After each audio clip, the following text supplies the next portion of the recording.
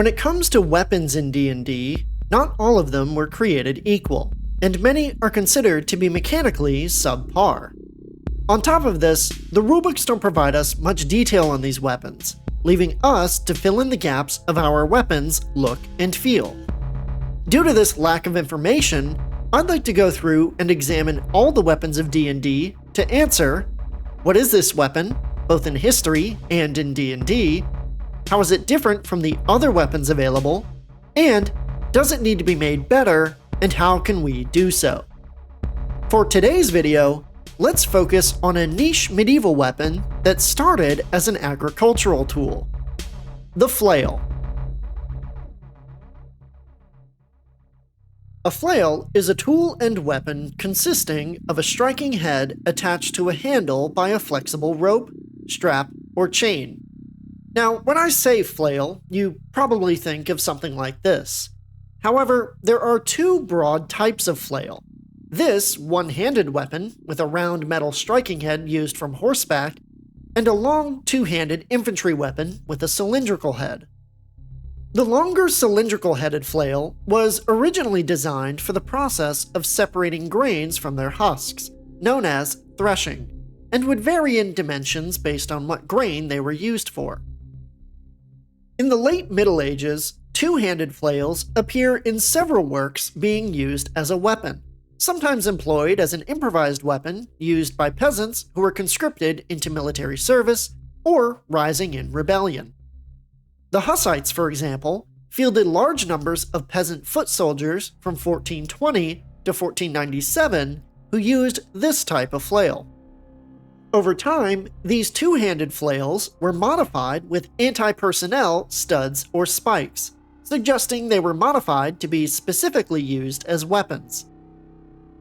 These modified flails were used in the German Peasants' War in the early 16th century, and featured in several German martial arts manuals from the 15th to 17th centuries.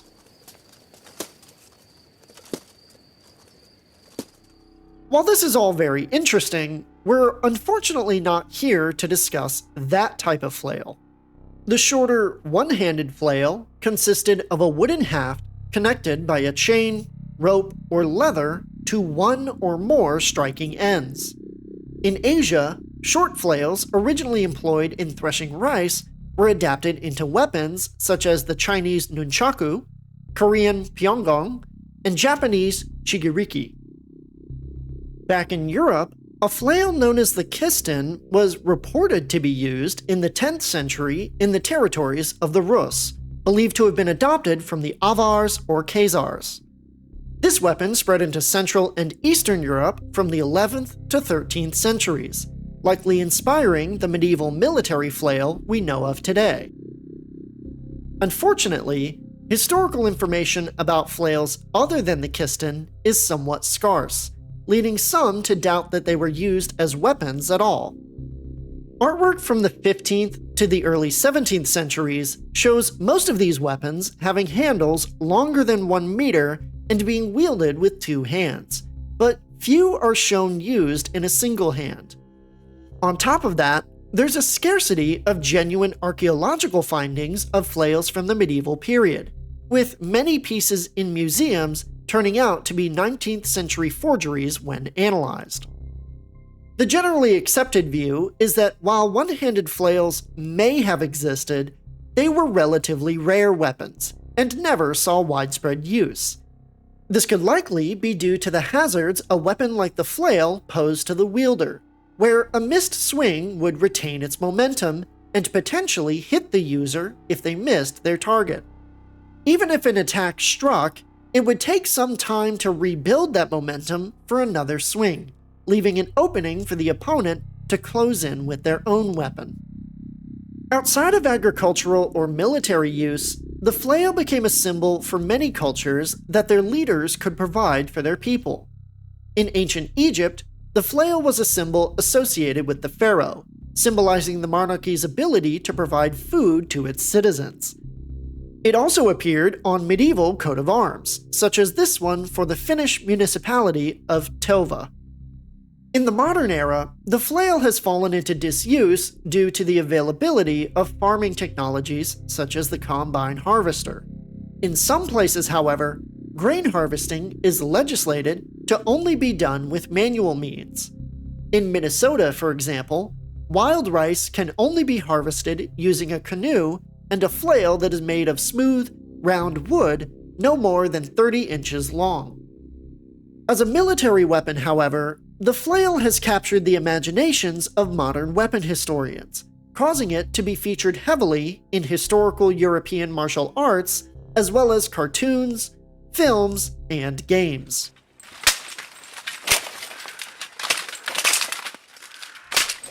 In D&D, the flail is described as a one-handed melee weapon consisting of a haft with a heavy metal ball or rod attached by chain. These lighter flails were typically used as one-handed weapons from horseback, but prior editions also had heavy flails and dire flails that were intended to be used as two-handed infantry weapons. In those prior editions, the flail would cost between 4 and 10 gold pieces, weighed between 0.9 and 2.3 kilograms, and dealt 1d8 bludgeoning damage. In 5th edition, the flail costs 10 gold pieces, weighs 0.9 kilograms, and deals 1d8 bludgeoning damage. Unfortunately, that's all the flail has going for it in the weapon roster. With no weapon properties attached to it, the flail suffers from a lack of identity when compared to other martial melee weapons. Take the warhammer, for example.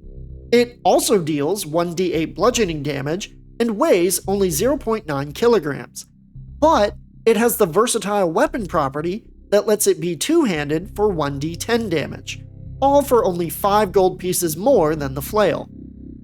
When given the choice between these two weapons, unless you're really strapped for cash, you generally choose the warhammer, simply because that added versatility gives you more ways to use the weapon. Does that make the flail a bad weapon? I would say the flail is just okay. 1d8 bludgeoning damage is nothing to scoff at, and it's in the middle of the road in terms of cost for martial melee weapons.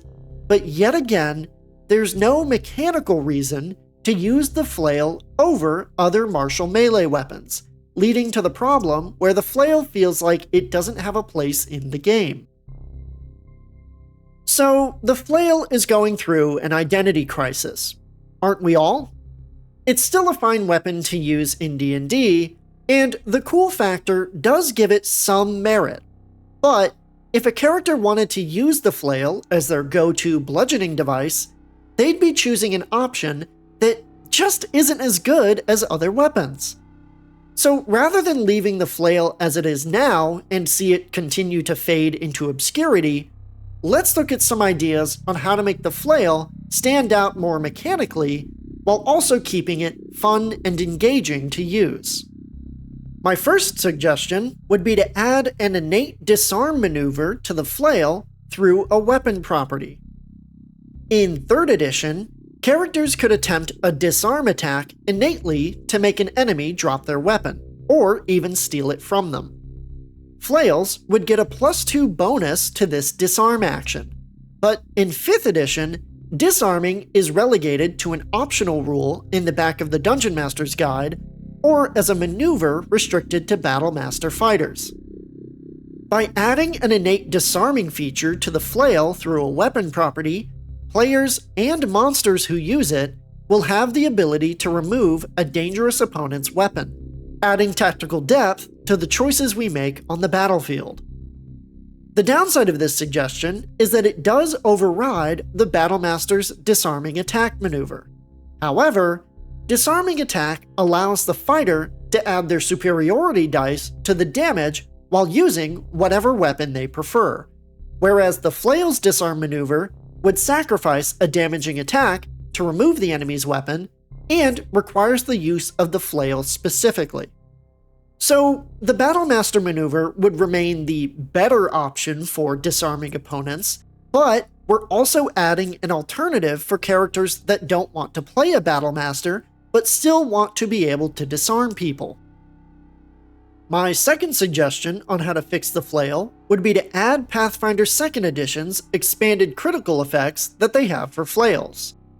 In Pathfinder, when a critical strike is rolled with a weapon, that weapon's group adds an additional effect onto the attack. For flails, this effect forces a reflex saving throw by the target, knocking them prone if they fail. In 5th edition, this could be reflected as a dexterity saving throw, with a DC of 8 plus the attack bonus you have with the flail. On a failure, the target is knocked prone. Alongside the disarming attack, this would give the flail a ton of utility on the battlefield, making it great for setting enemies up to take massive damage from the rest of the party. However, it only occurs on critical strikes, which means flail users couldn't abuse this ability to keep everyone on the ground all the time. Once again, this unfortunately steps on the Battlemaster's toes, as they also have a trip attack maneuver. Just like with my suggestion on disarming, however, the Battlemaster gets to add their superiority dice to their damage when doing so, and they can do it as a maneuver whenever they have superiority dice, rather than only doing it on critical strikes. So this adds a lesser option for non-fighters that increases the utility of the weapon, but only on critical strikes. My third and final suggestion to fix the flail would be to give it a bonus against targets wielding shields. One of the main things that sets the flail apart from other medieval weapons is that it's far more maneuverable than fixed weapons like the mace or warhammer. That added maneuverability, in the hands of a proficient fighter, could be used to arc hits around obstacles like shields. In 5th edition, this could look like adding a weapon property that states, when making a melee attack roll with this weapon against a target donning a shield, add +2 to the attack roll. This addition mitigates the enemy's armor class bonus they would get from wielding a shield, allowing the flail user to hit them more easily. Thus, while the flail isn't the most damaging martial melee weapon, it would have niche use cases against heavily armored or shielded enemies, such as lizard folk, goblins, or even town guards. The downside of this idea is that it only makes the flail useful if the party is going up against enemies that wield shields, which many do not. But giving the flail this purpose as an anti-shield weapon can still make it worth grabbing as a backup weapon. These are just a few of my own ideas, though, on how to fix the flail. If we didn't make any changes to it, the flail would continue to fall into obscurity among the other, better martial melee weapons. By adding in unique features like the ones I suggested, we can give the flail a purpose in D&D again, making up for its lower damage potential by adding varied utility options that make it a niche but viable main hand weapon. With that, we come to the end of today's video on the flail. While it may fail to nail a purpose now, by tweaking it to add options that make it good for disarming enemies, tripping foes on critical strikes, or bypassing shields, the flail will no longer pale in comparison to its fellow martial weapons. However, what I want to know is, what do you think of the flail? Do you think it doesn't need to be made any better? Did you like some of the suggestions I put forward? Or did you have your own ideas on how to make the flail better in D&D? You can let me know down in the comments, or you can discuss it on the Altroll Discord using the link in the description. If you want to support Altroll, you can visit our Ko-fi link in the description to leave a one-time or recurring donation. And make sure to like, subscribe, and hit that bell icon to be notified when our videos go live. However, that's all I had for you. Thank you all for watching, make sure to have a great rest of your day, and I'll see all of you next time.